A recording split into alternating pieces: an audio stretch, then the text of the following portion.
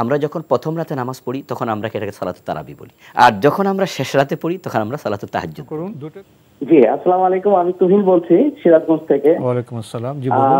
তো হচ্ছে আমার কোশ্চেনটা ছিল একটু খুবই আক্ষেপের সাথেই বলবো আসলে, যে প্র্যাকটিসিং মুসলিম হিসেবে নিয়মিত আশা নামাজ পড়তে যায় রমজানে, কিন্তু একই মসজিদে দেখা যাচ্ছে যে এক পাশে 20 রাকাত তারাবি, একদিকে 8 রাকাত তারাবি, একদিকে সূরা তারাবি, একদিকে খতম তারাবি। এই জন্য এই সমস্ত কনফিউশনের জন্য যে কোন তারাবি পড়বো, যেটা হয় এখন আমি হচ্ছে এশার নামাজ পড়ে সুন্নত আদায় করে আমি বাসায় এসে 8 টাকা তারাবি এবং নিজের করে হচ্ছে নিজের পার্সোনাল কাজ করি। আর বিশ্ববিদ্যালয়ের শিক্ষক, আমার ওই কিছু পার্সোনাল একাডেমিক কাজ থাকে, সেগুলো করতে হয়। তো আমার এক কোশ্চেন হচ্ছে যে নবী সাল্লাল্লাহু আলাইহি ওয়াসাল্লাম রাতের 2 রাকাত করে নামাজ পড়তেন এবং হচ্ছে সেটা অনেকক্ষণ ধরে পড়তেন। এখন আমি যদি এই নামাজটাকে 8 রাকাতকে পড়ার পরে আবার রাত 12টা বা 1টার পর যদি আবার 8 রাকাত করে পড়ে শুরু করি, বা 2 রাকাত পড়তে যায় মানে শেষ পর্যন্ত, সেই রাত পর্যন্ত, তাহলে কি সেটা তারাবি হিসেবে গণ্য হবে, নাকি আপনার হচ্ছে এটা আপনার তাহাজ্জুদ হিসেবে গণ্য হবে? আর দোয়া কবুলের জন্য যেহেতু দুইটাই নামাজই খুবই গুরুত্বপূর্ণ, তাহাজ্জুদের ক্ষেত্রে আমরা কি কি পদ্ধতি অবলম্বন করব? মাওলানা আবুল কালাম আজাদ হুজুরের কাছে প্রশ্ন থাকলো। ধন্যবাদ আপনাকে। আপনি দীর্ঘ সময়ে একটি চিত্র বর্ণনা করেছেন। মসজিদে যান, ফরজ পড়েন, সুন্নত পড়েন, কিন্তু তারাবির তো নানা চিত্র আপনি বলছেন। 20 রাকাত পড়া হয়, 8 রাকাত পড়া হয়, আপনি একটা কনফিউশনে আছেন। তখন এই জন্য আপনি বাসে এসে আপনি তারাবি পড়েন।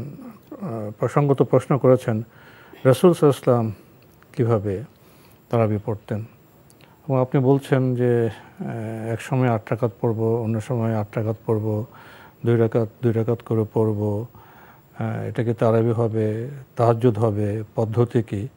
মোটামুটিভাবে আপনি একটি বিশদ চিত্র বর্ণনা করেছেন। বিষয়টা কি আসলে এতটা কনফিউশনের? আমি মনে করি এতটা কনফিউজ হওয়ার কোনো কারণ নেই। কারণ হচ্ছে যে 20-এর ভিতরে কিন্তু 8 আছে। যেখানে 20 রাকাত পড়ছে, যদি তিনি সেখানে 20 রাকাতেই তিনি শামিল থাকার সুযোগ তার হাতে থাকে, তিনি 20 পড়ুক। আবার যদি তিনি ফরজ সালাত না, হ্যাঁ নফল নামাজ তো, আর তিনি যদি মনে করেন যে আজকে তিনি ব্যস্ত আছেন অথবা তার শরীরটা আজকে ভালো নয়, তাহলে তিনি 8, 10, 12 যতটুকু পারা যায় 2 রাকাত পড়েই তো সালাম ফিরাবে। যখন তিনি মনে করছেন যে না আমি আজকে আর পড়ছি না, হাদিস থেকে ভুল করছি, সূরাতে ভুল করছি, তখন তো আল্লাহ তো বলেননি তুমি এই অবস্থা সালাত কন্টিনিউ করবে, দরকার নেই। শরীর খারাপ থাকতে পারে, আজকে ব্যস্ততা থাকতে পারে। হাদিস হচ্ছে আল মুতাতাব্বিউ আমিরু নাফসিহি।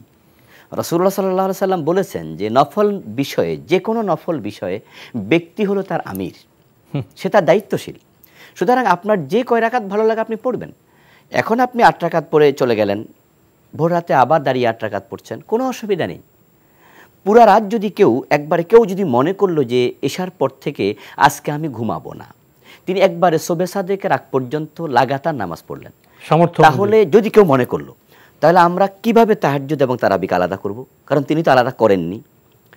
ব্যাপারটা হচ্ছে যে আমরা যখন প্রথম রাতে নামাজ পড়ি তখন আমরা এটাকে সালাতুত তারাবি বলি, আর যখন আমরা শেষ রাতে পড়ি তখন আমরা সালাতুত তাহাজ্জুদ বলি। দুটোই তো রাতের নামাজ, দুটোই রাতের নামাজ। এই জন্য হাদিসে কিন্তু কিয়ামুল লাইল বলা হয়েছে। তো আপনি যেভাবে পড়ছেন কোনো অসুবিধা নেই, পড়তে পারেন। তবে আপনি কনফিউজ হওয়ার কিছু নেই।